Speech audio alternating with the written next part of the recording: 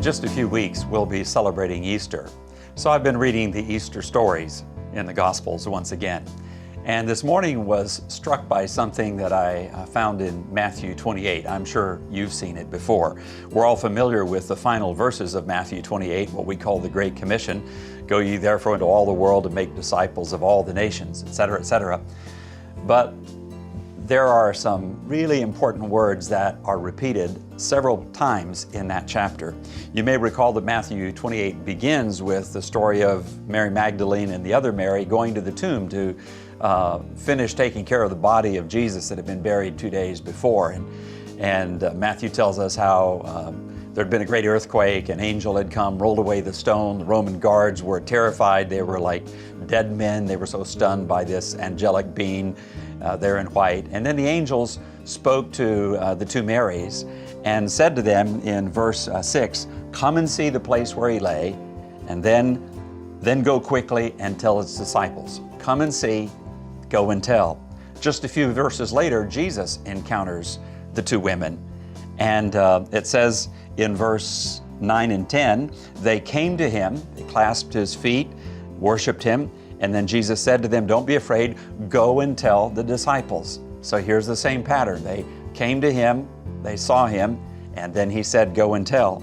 Then, of course, at the end of the chapter, you have the disciples encountering Jesus on the mountaintop in Galilee, and it says they saw him, verse 17, and just 2 verses later, Jesus is saying to them, go and tell, go and make disciples. 3 times in that chapter, this wonderful pattern of coming to see Jesus, encountering him yourself, and as a consequence of having encountered him yourself, going and telling others about him.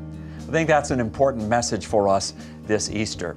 Sometimes Easter is for us our own private celebration, not private in the sense of just us personally, but we in our Christian community. We gather together and we celebrate what Jesus has done. We celebrate his resurrection, and then we go home to our Easter dinner, and Easter's over. We've had our own celebration. But the gospel message is not just that we would experience the reality of the resurrection ourselves, but that having experienced the reality of the risen Lord and his transforming work in our lives, we would go and tell someone else. Well, that was on my mind this morning, and then I came to our staff devotions.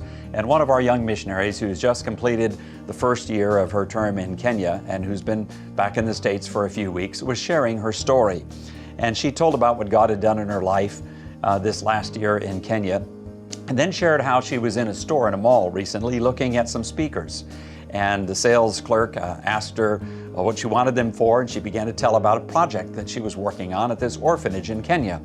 Well, the clerk said to her, "What do you do?" And she said, "I'm a missionary." And oblivious to the unenthusiastic response that elicited from the sales clerk, she launched into her own excited story about what God was doing in Kenya, what God was doing in the lives of these children, and most importantly, what God was doing in her own life, the things the Lord was teaching her, the ways in which God had been changing her over the last year. And as Jennifer is finishing this excited story, it dawned on her. She said it was the first time in her life that in a totally random secular context, she had just sort of blurted out all of these things that Jesus was doing in her life. Well, I asked her if I could share that story because it fits right in with Matthew's message here. Come and see, go and tell. Isn't that what Jesus says ought to be taking place in each of our lives? That we should first encounter him and then go and tell others about him? Around the world today, in 40 countries, Mission Society missionaries are doing just that. Having experienced Jesus themselves, they're telling others what Jesus has done for them. They're going and telling.